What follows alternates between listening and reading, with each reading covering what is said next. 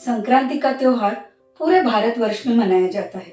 कहीं उसे पोंगल कहते हैं, कहीं उत्तरायण, कहीं खिचड़ी तो कहीं मकर संक्रांति। लेकिन सब में एक चीज कॉमन है कि तिल और गुड़ के व्यंजन बनते हैं। कहीं पे तिल के लड्डू बनते हैं, कहीं रोटी, कहीं चिक्की तो कहीं गजक। तो आज हम जान लेंगे तिल और गुड़ के बारे में। तिल की बात करते हैं। तिल आयुर्वेद के अनुसार सर्दियों का सर्वोत्तम सीड है, सर्वोत्तम खाना है। और वो क्यों? क्योंकि वो मधुर है, कषाय है, पर गर्मी देने वाला है, उष्ण है।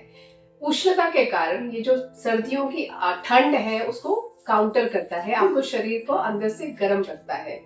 व्यवाही और विकासी है, बहुत जल्दी से शरीर में समा जाता है। तिल वात शामक है, कफ का भी शमन करता है, पर उत्तम वात शामक है। तो शरीर की जकड़न, जोड़ों के दर्द, कमर दर्द, इनके लिए अति महत्वपूर्ण है। तिल बल्ले है, आपका नरिशमेंट बढ़ाता है क्योंकि उसमें प्रोटीन्स है और बहुत सारे विटामिन बी है। कैल्शियम रिच है, इसलिए आपकी हड्डियों को मजबूत भी करता है। कुछ अमाउंट में एक मैग्नीशियम है जो कि हड्डियों के लिए बहुत जरूरी है। त्वचा है, आपकी त्वचा को निखारता है। अगर आप रोज तिल खाते हैं तो आपका कोलाजन अच्छा रहता है और ब्राइटनेस और कॉम्प्लेक्शन दोनों ही इंप्रूव होते हैं। केश है, आपके बालों को एकदम काला रखने के लिए तिल सर्वोत्तम है। तिल में कुछ ऐसे फाइटोकेमिकल्स हैं जो हेयर फॉलिकल का ऑक्सीडेटिव स्ट्रेस कम करते हैं और आपके मेलानिन पिगमेंट को कम होने नहीं देते। तो अगर आपको प्रीमेच्योर ग्रेइंग है तो तिल आपके लिए बहुत ही अच्छा चीज है खाने के लिए। आप सीड्स खा लें या तेल खा लें। उसके अलावा अगर आपको कॉन्स्टिपेशन है तो सुबह तिल चबा चबा के खाएंगे तो पेट साफ होगा, पेट के लिए बहुत ही हितकर है। तिल अग्निवर्धक है क्योंकि वो गर्म है ना, पित्त को ठीक करता है। तो अगर आपका एपेटाइट ठीक नहीं है तो आप तिल का सेवन जरूर करें। इम्यूनिटी बढ़ाता है, स्पेशली श्वासवह होता है, आपके रेस्पिरेटरी एलिमेंट्स के लिए। मैंने ये देखा है कि जब मैंने तिल का तेल जिनको श्वास है उनको खाने के लिए दिया है सुबह शाम, तो उनका श्वास कम होता है, अस्थमा की प्रॉब्लम्स रिजॉल्व होने लगती हैं, बच्चों में भी बड़ों में भी। तिल मेध्य है, आपकी बुद्धि बढ़ाने के लिए बहुत जरूरी है। अगेन बिकॉज उसमें इतने अच्छे फैट्स हैं, इतने अच्छे हेल्दी फैट्स हैं कि आपके ब्रेन का पोषण उत्तम तरीके से करता है। दांतों के लिए भी अच्छा है, अगर आप चबा चबा के खाएं तो दांत के रोग और गम में से गम का ढीलापन दोनों ही ठीक होने लगता है। अब सवाल ये है कि सफेद या काला तिल कौन सा अच्छा? दोनों ही अच्छे हैं। सफेद तिल जो है वो आपके कॉम्प्लेक्शन के लिए अच्छा है, दोनों ही वार्मिंग है। और जो काला तिल है, जिनको प्रमेह है या डायबिटीज है, उनके लिए काला तिल बहुत अच्छा है। इनफैक्ट अगर आपको ज्यादा मूत्र प्रवृत्ति हो रही है, यूरिनरी प्रॉब्लम ज्यादा है डायबिटीज में, तो आप सुबह शाम 1 चम्मच तिल खाएंगे तो उसमें कंट्रोल आता है। तिल और गुड़ के साथ खाने को बोला गया है। गुड़ मीठा है, अपने जीवन में और शरीर में दोनों में मिठास लाता है। गुड़ में अच्छे खनिज है, मैग्नीशियम है, पोटेशियम है, आयरन है, जो अपनी शरीर की वाइटलिटी बढ़ाता है, शरीर में ऊर्जा उत्पन्न करता है, ताकत देता है। तो गुड़ खाने से शरीर में मजबूती जरूर आती है, लेकिन गुड़ के बारे में बहुत सारे मिथ्स है। कुछ लोगों को लगता है कि गुड़ खाने से मेरा डायबिटीज नहीं बढ़ेगा, लेकिन गुड़ की और शक्कर की मिठास उतनी है। इनफैक्ट आयुर्वेद में डायबिटीज के जो हेतु बताए गए हैं उसमें न शक्कर का उल्लेख किया है, लेकिन गुड़ का जरूर उल्लेख किया हुआ है। शक्कर शरीर में फास्ट पच जाती है, लेकिन गुड़ धीमे से पचता है और शरीर में बहुत देर तक पड़ा रहता है। वो पड़ा रहने की वजह से प्रॉब्लम क्या होता है, उसमें कृमि उत्पन्न हो सकते।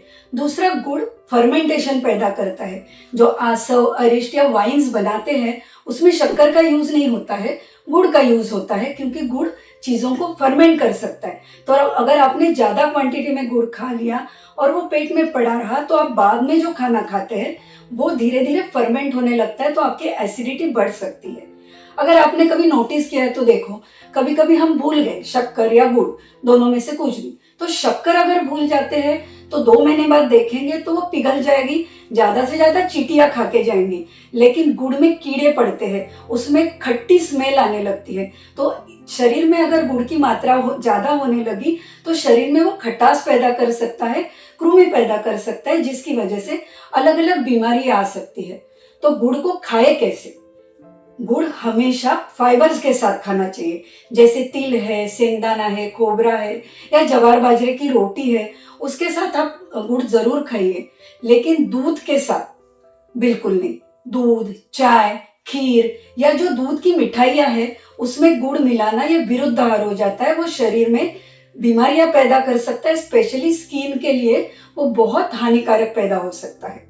गर्मियों के सीजन में बारिश में गुड़ खाओ, लेकिन कैसे? पूरन पोली जैसे बना के, जैसे दाल के साथ खाया या मोदक बना के खाया, खोबरे के साथ खाया, तो इस तरह से खाया हुआ गुड़ आपके शरीर में पचेगा भी अच्छे से और शरीर को जो इसेंशियल विटामिन है, मिनरल्स है, वो भी देगा। सर्दियों में 2-3 प्रॉब्लम सब देखते हैं। एक तो बहुत सारी ड्राइनेस, दूसरा कॉन्स्टिपेशन और कई बार गैसीनेस होता है।